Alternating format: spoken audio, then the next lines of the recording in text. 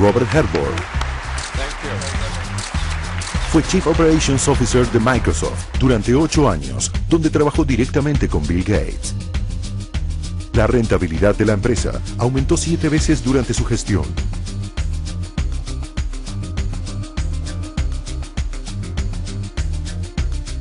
Herbold es el autor de libros como Seduced by Success y The Fiefdom Syndrome. When you're trying to figure out what were our costs and consequently what were our profits. Su empresa de consultoría, Herbold Group, es especialista en estrategia y rentabilidad. Now I want to shift gears and talk about creativity for a bit.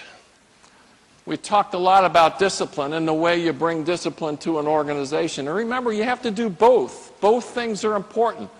From a profitability standpoint, we need to grow revenue. We do that with great ideas.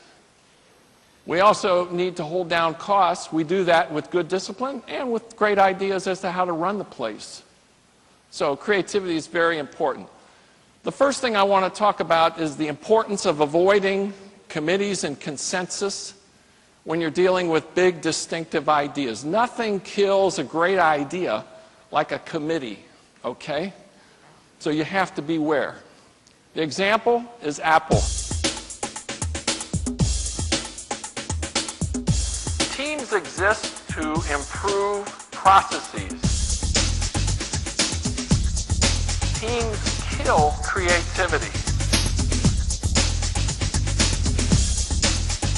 So you need to put specific individuals, one that is, in charge of creative generation.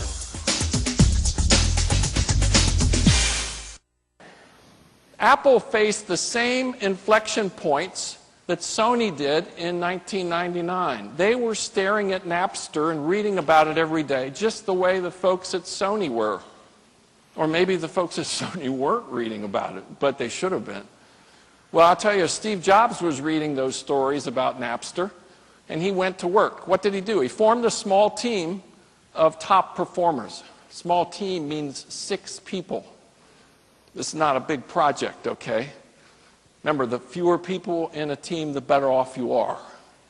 Secondly, these were highly talented people, but they all knew there was one leader.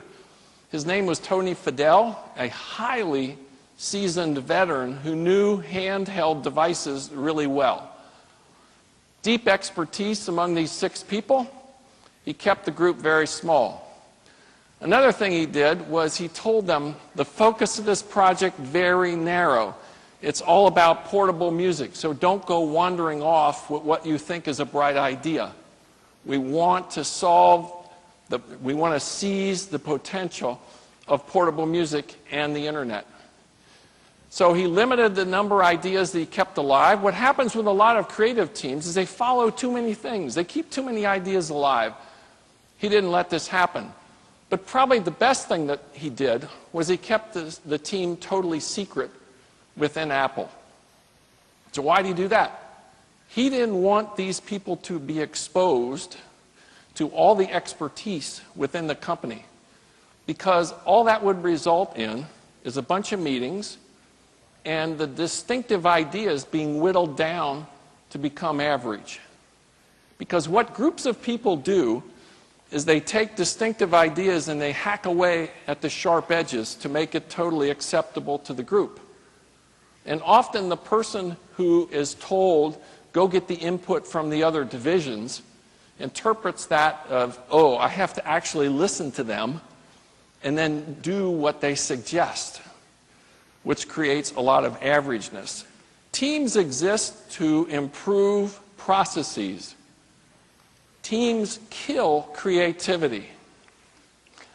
So you need to put specific individuals, one that is, in charge of creative generations. And this is an important concept. So what happened? Well, the results you know all about. iPod was launched in October 2001. It immediately got a 70% share. But importantly, it grew the category significantly. It absolutely revitalized Apple as a company. So it's an incredible story. What's the learning? Beware. If you're after innovative, creative ideas, don't count on hordes of people with complicated organizations and lots of meetings.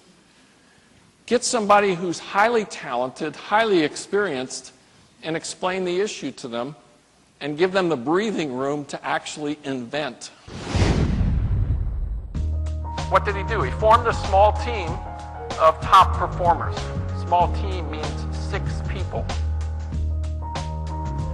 Secondly, these were highly talented people, but they all knew there was one leader. Another thing he did was he told them the focus of this project very narrow. It's all about portable music, so don't go wandering off with what you think is a bright idea.